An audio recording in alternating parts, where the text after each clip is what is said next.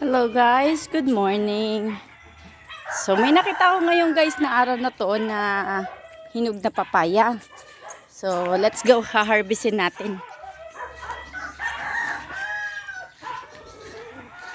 Yan. Yan guys. Oh.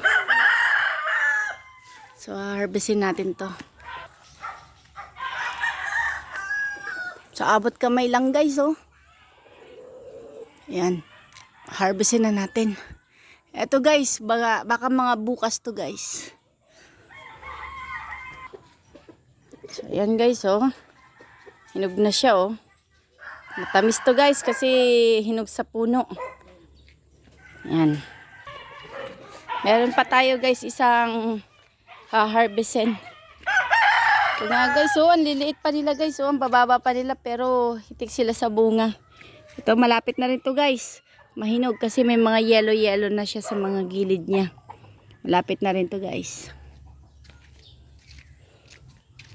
Yan, so marami tayo guys na papahinugin ngayong buwan na to. Ito. Kapag guys gusto ko guys gumawa ng atsara, yung papaya pickled. Yan, ito lang. Dito lang ako sa mga mabababa kumukuha. So, ito guys, punta natin guys yung haharvestin natin. Anyway guys, meron din ako dito mga pechay. Ayan. So, meron din ako guys mga talong. Ayan. Ito mga lang to guys, mga pinagkakalibangan ko. Ayan. Para hindi lahat binibili natin sa palengke.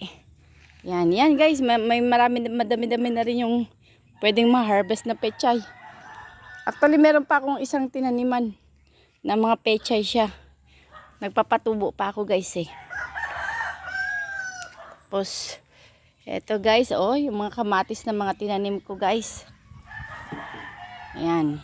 Konting na lang to. Konting panahon na lang, mga magbubunga na sila. Ayan.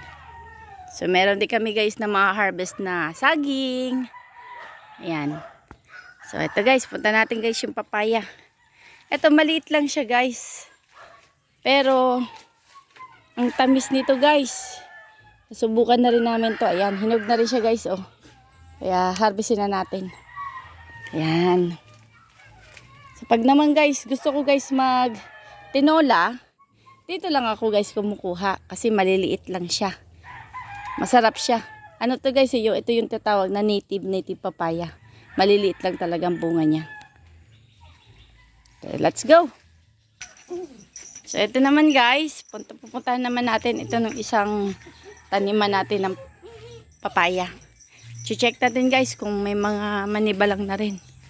Para, yan guys oh. Yan. Ah. So, may mga tanim pa tayo ditong papaya.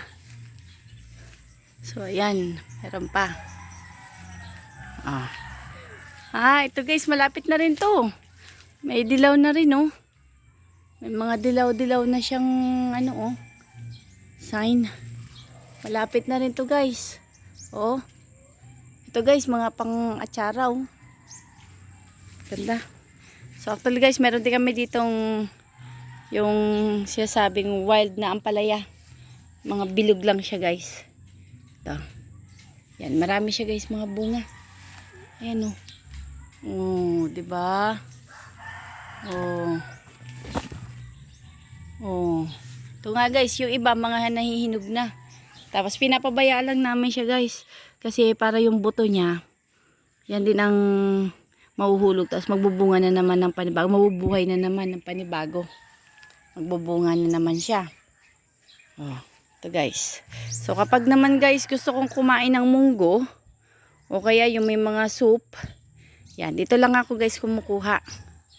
Yan. Yan, o diba?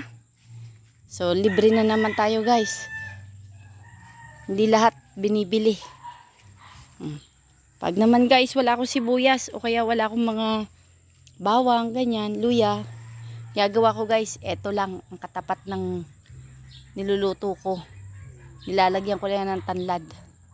Sarap niyan guys. So, wala pa siya guys mga hinog eh. So, sa susunod guys na pag-harvest ko, papakita ko ulit sa inyo. So, ngayon guys, pupuntahan naman natin guys yung ating mga tanim na pinya. Kasi balita ko, may mga pula-pula na siya, nagsisimula na siya guys, mamunga. Yan. Yan guys, may mga bantay kami oh.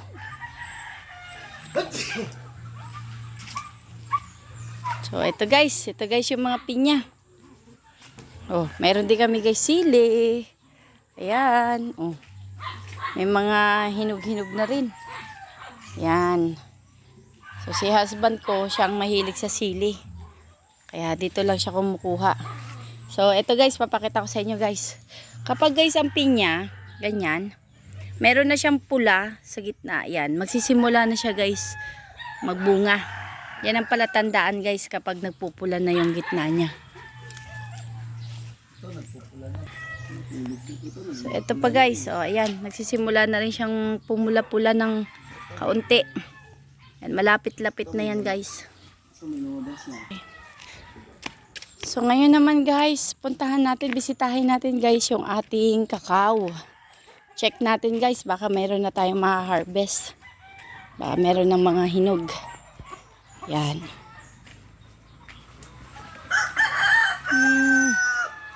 Yan guys oh, mga bunga-bunga na siya. Yan. Kaya lang, wala pa siyang hinog. Wala pa siyang hinog, kahit maniba lang wala pa. So, maghihintay pa tayo guys. Oh. Ito guys, oh, tinan mo, oh. Oh, abot kamay lang. Yan, meron naman siya mga bunga, kaya lang, wala pang mga, kahit maniba lang, wala pa. Ayan, oh. Laki, oh.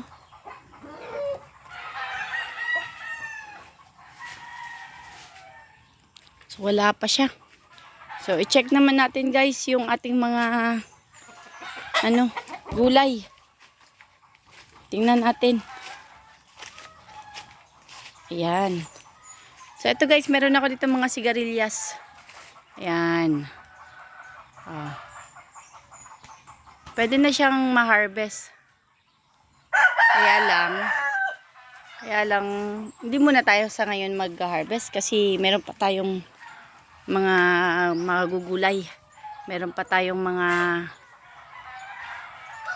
papang-ulam. So, tara guys, check naman natin yung iba.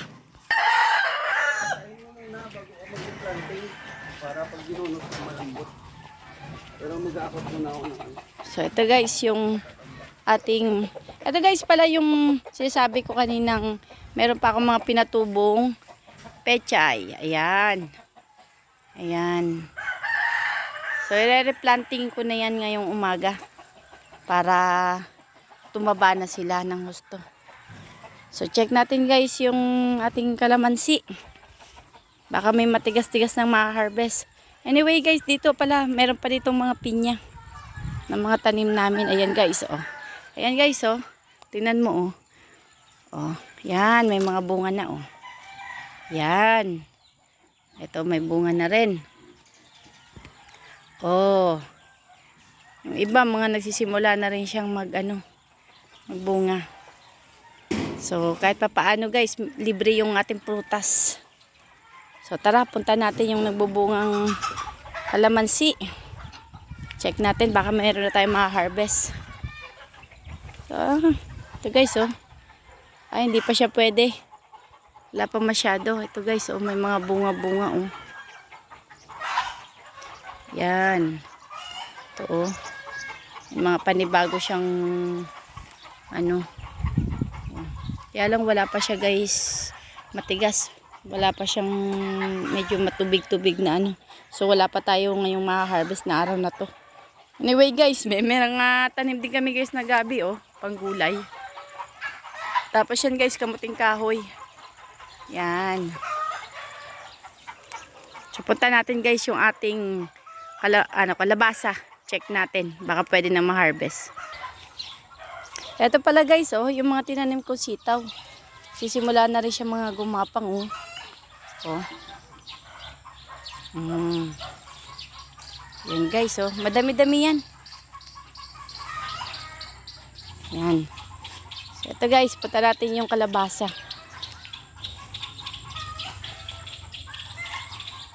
Ayan, ito ang aming kalabasa. So, tingnan natin guys yung bunga. Kung malaki na siya. Ayun. Magtatago siya guys, oh. Oh. Malaki-laki na rin siya pero hindi pa siya pwedeng i-harvest. Kasi parang medyo bubot pa siya ng konti. So, mga ilang linggo pa guys. Mga 1 linggo pa siguro. Ayan. Yung iba naman dito guys, maliliit pa eh. Bubunga na rin pero maliliit pa. So, ito naman guys, oh, nagtanim ako ng upo.